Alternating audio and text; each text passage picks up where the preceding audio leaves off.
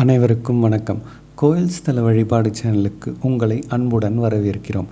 இந்த காணொளியில் நம்ம அருள்மிகு சண்முகநாதர் திருக்கோயிலை பற்றி தான் பார்க்க போகிறோம். இத்திருக்கோயில் தமிழ்நாட்டில் சிவகங்கை மாவட்டத்தில் குன்றக்குடி என்னும் ஊரில் அமைந்துள்ளது. இத்திருக்கோயில் காரைக்குடி ரயில் நிலையத்திலிருந்து சுமார் 12 கிலோமீட்டர் தொலைவில் உள்ளது.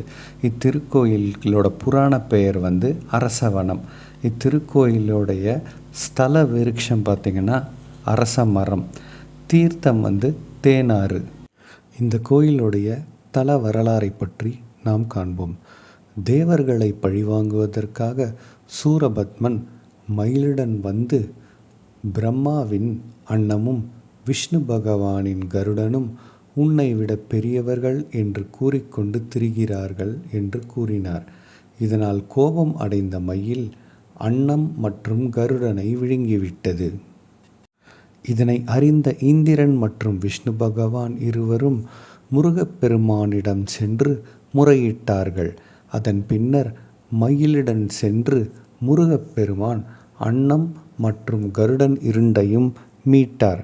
மயில் செய்த தவறுக்காக முருகப்பெருமான் நீ மலையாக மாறிப்போவாய் என சாபமிட்டார். மயிலும் தனது தவறை உணர்ந்து குன்றக்குடி முருகப்பெருமானை நோக்கி தவம் இருந்தது. அதன்பின் முருகப்பெருமான் மயிலுக்கு சாப விமோச்சனம் கொடுத்தார். மயில் வேண்டுகோளுக்கு இணங்க மயில் வடிவமாக இருக்கக்கூடிய இந்த மலையில் எழுந்தருளி முருகப்பெருமான் பக்தர்களுக்கு அருள்பாலித்து வருகிறார். இந்த கோவிலில் மிக சிறப்பான விஷயம் என்னவென்றால், முருகப்பெருமான், வள்ளி, தெய்வானை உள்ளிட்ட மூவரும் தனித்தனி மயில் வாகனங்களில் அமர்ந்து பக்தர்களுக்கு காட்சி கொடுத்து வருகின்றனர். இந்த முருகப்பெருமான் மயில் கலைநாதன், மயூரகிரிநாதன், குன்றை முருகன், செட்டி முருகன் என அழைக்கப்படுகிறார். இத்திருக்கோயிலில் தேனூற்றுநாதர் சுயம்பு மூர்த்தியாக காட்சி கொடுத்து வருகிறார்.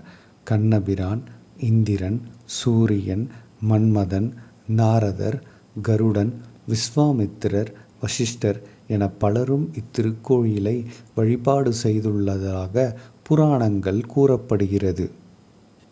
இந்த கோவிலில் வழிபட்டால் நோய் நிவர்த்தி, துன்பம் நிவர்த்தி, குழந்தை வரம், ஆயுள், கல்வி, அறிவு, விவசாய செழிப்பு அனைத்தும் கிடைக்கும் என கூறப்படுகிறது. இந்த முருகனுக்கு காவடி எடுத்து வழிபாடு செய்தால் தீராத சிக்கல்கள் அனைத்தும் தீரும் என பக்தர்கள் நம்புகின்றார்கள்.